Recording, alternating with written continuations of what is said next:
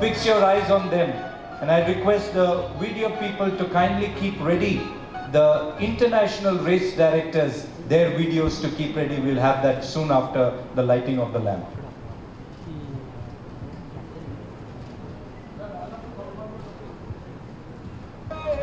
As the lamp is being lit and the cameras are clicking, I request you also to kindly share your excitement by giving a big applause to what is happening on the stage. The lamp that is being lit by all our beloved dignitaries on the stage.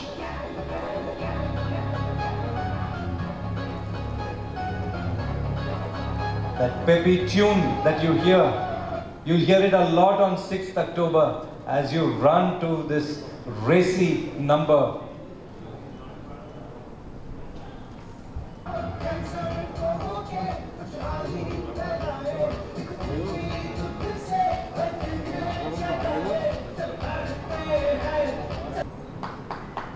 A big hand, ladies and gentlemen.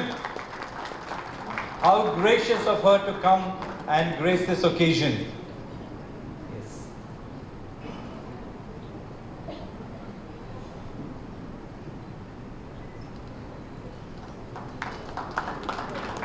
If you can all come closer and get to be part of the picture. This is an occasion where I request the volunteers to kindly also felicitate each of the dignitaries on the dais. Thank you very much for being ready. Something that you're waiting to see. Every year you wait with bated breath to see what is going to be the color combination. And this is your race, official race t-shirt. A beautiful shade of orange and peacock blue. I'm sure you're waiting to get your hands hold on these t-shirts.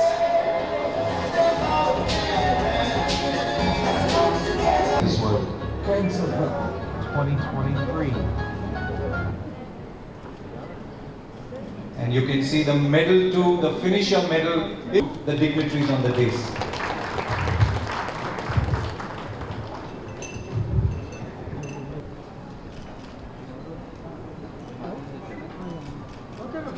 If the photographers have done, you can. Grace Cancer Foundation వారు ఏర్పాటు చేసినటువంటి grace cancer run కోసం విస్తృతంగా ప్రచారం, అదేవిధంగా మరి అందరినీ ఇక్కడికి ఇన్వైట్ చేసి మమ్మల్ని అందరినీ ఈ కార్యక్రమంలో పార్టిసిపేట్ చేయడానికి చొరవ తీసుకున్నటువంటి ఫౌండేషన్ వారికి హృదయపూర్వక నమస్కారాలు, ధన్యవాదాలు.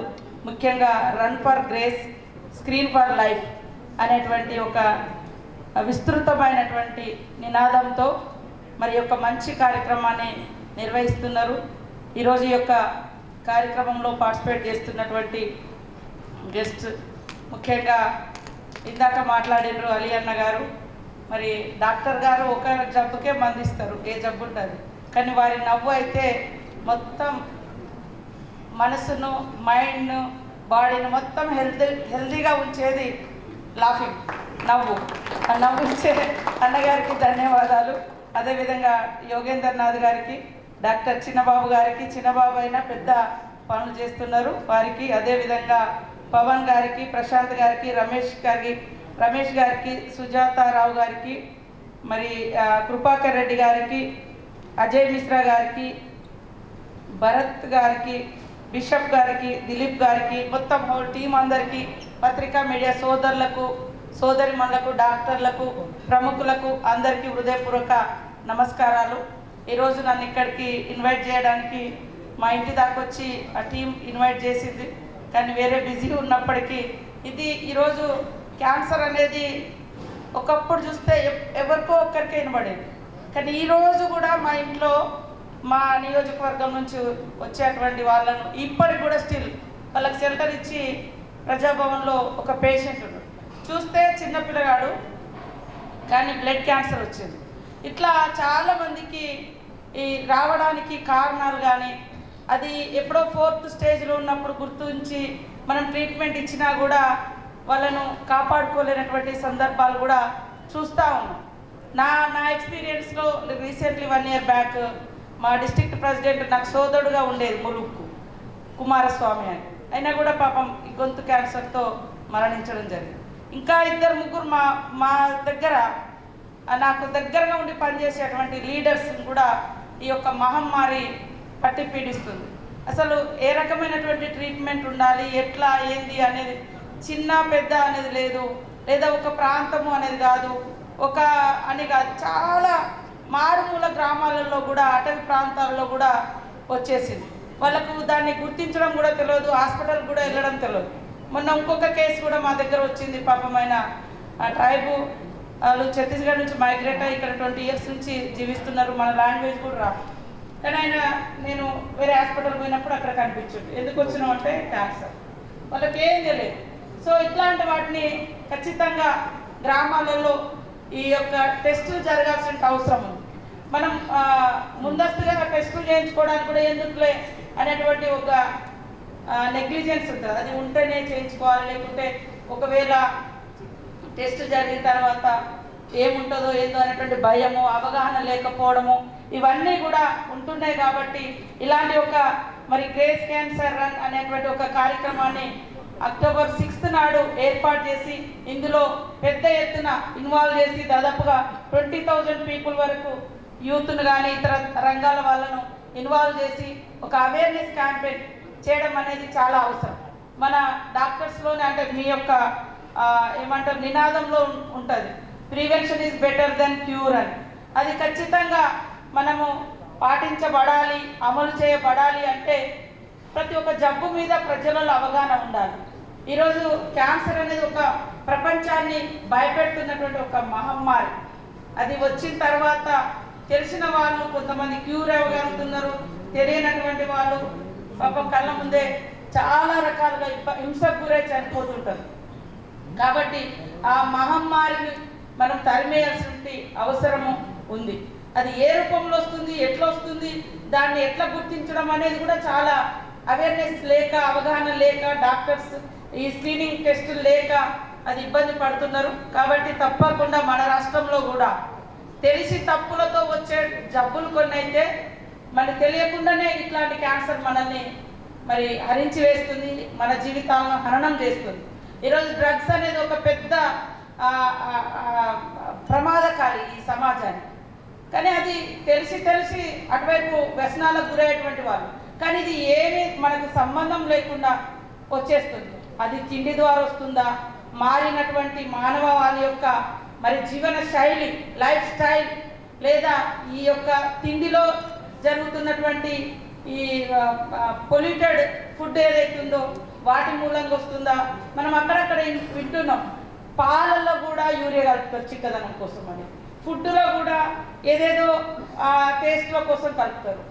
అవన్నీ కూడా ఈరోజు ఒక్కొక్క రూపంలో మనిషి యొక్క శరీరం మీద దాడి చేసి అది ప్రాణాంతకమైనటువంటి వ్యాధులకు కారణమవుతుంది.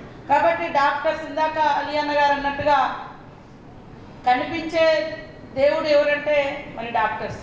కనిపించని దేవుని కంటే కనిపించే దేవుడు డాక్టర్స్. వైద్యో నారాయణ హరి అని అంటారు. కాబట్టి ఆ యొక్క పదాన్ని మన పూర్వీకులు మనకు ఊరికనే ఇవ్వలేదు. వైద్యం అనేది అంత చాలా గొప్ప పవిత్రమైనటువంటి వృత్తి.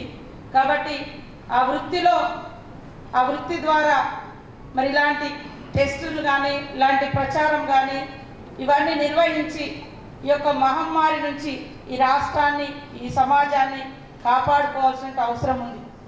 మరి ట్రీట్మెంట్తో పాటు అవేర్నెస్ అనేది ఇంపార్టెంట్. అవేర్నెస్ ఉండాలి, తర్వాత వ్యాయామం ఉండాలి, శరీరానికి కూడా సరైనటువంటి శ్రమ కూడా. మరి మీరు మీ డాక్టర్ లాంగ్వేజ్లో ఇది ఎందుకు వస్తుంది, ఎట్లా వస్తుంది నాకు అంత డీప్గా తెలియదు. బట్ నేను అనుకుంటున్నా ఖచ్చితంగా ఈ మారినటువంటి లైఫ్ స్టైలు, తిండి అలవాట్లు, రకరకాల వీటి మూలంగా ఇది ఎక్కువ పెరిగింది. నేను నాకు తెలిసినటువంటి వాళ్ళే నా ములుగులో నాకు చుట్టూ నేను ఒక 10 మందికి ఈ మధ్య కాలంలో రెగ్యులర్గా ట్రీట్మెంట్ చేస్తున్నాను. 10-15 మందికి కళ్ళ ముందు 2 చనిపోయారు. ఇప్పుడు మా ఇంట్లో కూడా ఒక అబ్బాయి ఉన్నాడు, ఇంకా మా ఒక మండల అధ్యక్షుడికి వచ్చింది, ఆయన భార్యకు వచ్చింది, ఇంకొక జిల్లా అధ్యక్షుడు చనిపోయాడు. అంటే ఇట్లాంటి నా ముంగట నాకు బాగా తెలిసినటువంటి వాళ్ళే ఇలాంటిది అవుతుంది. కాబట్టి ఖచ్చితంగా అందరం ఒక యుద్ధాన్ని ప్రకటించి దీన్ని తరిమి కొట్టాల్సిన అవసరం ఉంది. దానికి ముఖ్యంగా ప్రజలలో అవేర్నెస్, తర్వాత ఈ కల్తీ, ఈ ఫుడ్ అమ్మకాలు ఎక్కడెక్కడైతేనే వాటి మీద ఆల్రెడీ రేవంత్ రెడ్డి గారి సర్కార్ ఎక్కడికక్కడ తనిఖీలు కూడా పెంచడం జరిగింది. అది కూడా ఇంకా మనం బయట ఫుడ్ని కూడా అవాయిడ్ చేయాల్సిన అవసరం ఉంది. అట్లనే అక్కడక్కడ ఏమో అలవాట్ల ద్వారా స్పెసిఫిక్గా ఇది ఎందుకు వస్తుంది ఎక్కువ అనేది కూడా పరిశోధనలు ఇంకా ఎక్కువ జరిగితే బాగుంటుంది. ఎందుకంటే మారుమూల ప్రాంతాలు మా అయితే అయినా కూడా అక్కడ కూడా ఇంత పెద్ద ఎత్తున ఇంతమందికి రావడం అనేది మాకు చాలా భయంకరమైనటువంటి ఆ వ్యాధి. మేము ఎప్పుడో చిన్నప్పుడు వినేది క్యాన్సర్ వచ్చిందంటే రాచపుండు పుట్టింది వాళ్ళకు అని, అంటే మా అది ఎవరికో ఒక్కరికి ఎక్కడ వస్తే ఆ ఏరియా అంతా అది పెద్ద ప్రచారం, అది మానదు ఇట్లా అయిపోతుంది అని అట్లా చెప్పేటోళ్ళు.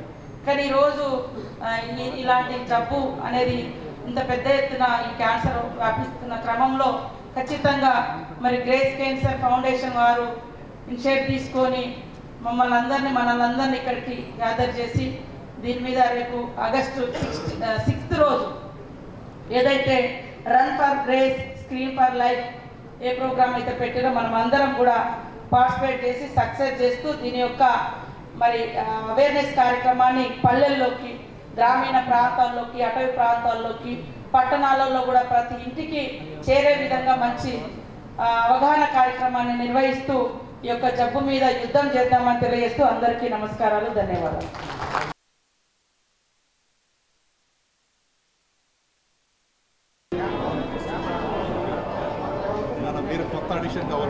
అందరికీ నమస్కారం.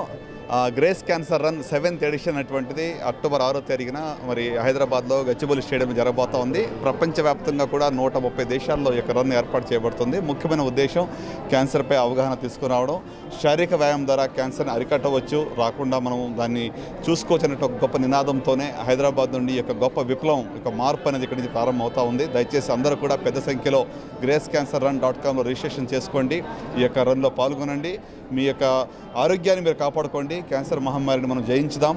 Together we can beat cancer. Thank you so much.